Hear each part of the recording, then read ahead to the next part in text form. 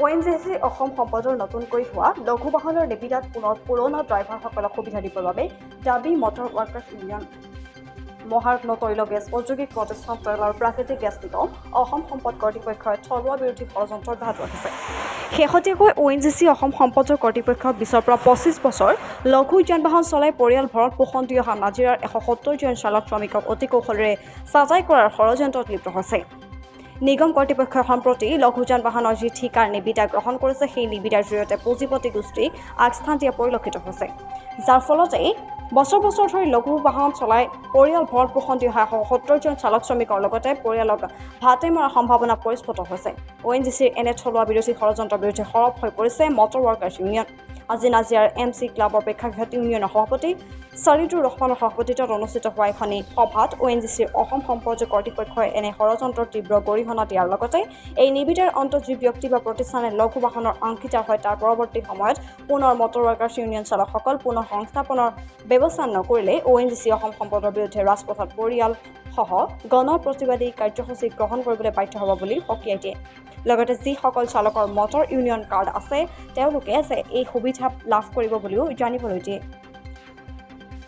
আমাৰ এটাই দাবী, আমাৰ এখন মটৰ শ্ৰমিক ইউনিয়ন আছে ONGCত আজি 25-30 বছৰে বহুত চালক এখন ঘৰ পৰিবাৰ চলাই আছে, গাড়ী চলাই।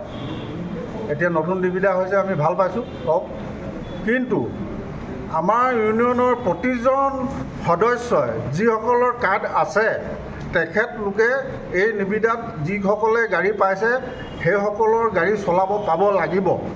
যদি কিবা কাৰণত গাড়ী তেওঁলোকে চলাবলৈ নাপায় তেতিয়া কিন্তু আমাৰ ল'ৰাই হাত সাৱটি বহি নাথাকে। আমি তেতিয়া জঙিতকৈ জঙি আন্দোলন কৰিবলৈ আমি নিজে বাধ্য হ'ম। আমি ONGCত এখন মটৰ ৱৰ্কাৰ্ছ ইউনিয়ন আছোঁ। আমি প্ৰায় 20-25 বছৰে ধৰি আমি এই ইউনিয়নখনত কাম কৰি আহিছোঁ আৰু ONGCত আমি গাড়ী চলাই আহিছোঁ।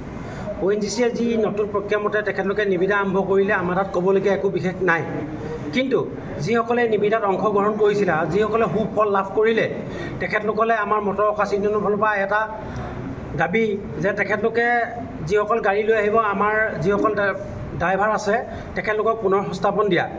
আৰু লগতে তেখেতলোকক এটা কথা ক'ব বিচাৰিছোঁ যে যদি তেখেতলোকে আমাক ড্ৰাইভাৰ দিয়াত কিবা ওজৰ আপত্তি ৰাখে তেতিয়াহ'লে আমি আমাৰ সপৰিয়াল লৈ আমি গণতান্ত্ৰিকভাৱে জংগী আন্দোলন কৰিম। নাজিৰাৰ পৰা জুলফিকাৰ আলু ৰিপৰ্ট, পাটজান ডিজিটেল।